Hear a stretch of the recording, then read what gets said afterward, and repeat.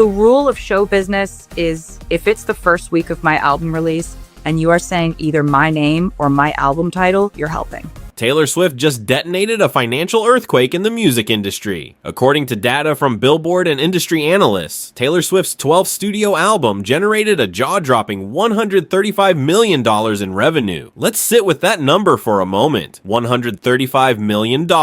In 1 week. This wasn't from a world tour or a merchandise line. This was from the sale of the album itself. That monumental financial figure was powered by a sales number that many in the industry thought was a relic of a bygone era. 4 million units sold. These are pure sales. A combination of digital downloads, streaming equivalents, and a very significant portion from physical copies like CDs, vinyl, and even cassettes. This 4 million unit mark is the crucial detail that shifts this story from mere success into the realm of historic legend. With that number, Swift has officially dethroned a titan of the modern music era. Since 2015, the record for first week album sales was held by Adele's 25, which moved a previously unimaginable 3.38 million copies in its debut week. For nearly a decade, that record stood as an untouchable peak, a testament to Adele's universal cross-generational appeal. Now, nearly 10 years later, Swift has not only reached that peak, but has climbed significantly higher, adding another 620,000 units to that high water mark. This achievement speaks to an unparalleled direct-to-fan connection and a marketing strategy that has turned every album release into a global event. Now, amidst all these dizzying numbers and corporate headlines, you might be wondering what Taylor Swift herself has had to say about this $135 million payday. The answer is, she hasn't mentioned the money at all. Instead, in a heartfelt Instagram post to her fans, she chose to focus entirely on the meaning behind the sales figures. She reached back into her own history for a poignant comparison, reflecting on her very first self-titled album, which sold 40,000 copies in its first week all those years ago. She wrote, and I'm paraphrasing here, that she was a 16-year-old girl who couldn't even fathom that many people would care enough about her music to invest their time and energy into it. She said that since that day, she's made it her mission to meet and thank as many people as possible who gave her the chance to chase this insane dream. And then she noted, with what we can only imagine is a profound sense of awe, that here we are all these years later, and 100 times that number of people showed up for her this week. And that right there is the core of this story. It's not just about the algorithms or the business strategies, though those are masterful. It's about a relationship. It's about an artist who has meticulously, consistently, and authentically made millions of fans feel seen, feel thanked, and feel like they are a part of this journey. They aren't just consumers. They are collaborators in the story. They buy multiple versions of the same vinyl. They stream relentlessly to break records. They defend her online, and they show up in force, not just for the music, but for the person they believe they know. This launch tells us that in a fragmented digital world, a singular megawatt star can still command the attention of the globe. It reaffirms that physical media, thought to be on its deathbed, is not only alive, but can be a powerhouse driver of revenue when treated as a collectible artifact. And perhaps most importantly, it cements Taylor Swift's legacy not just as a singer-songwriter, but as a cultural force of nature whose economic impact and connection with her audience is, quite simply, without precedent in the 21st century. The numbers are in, and the story they tell is one of absolute record-shattering dominion.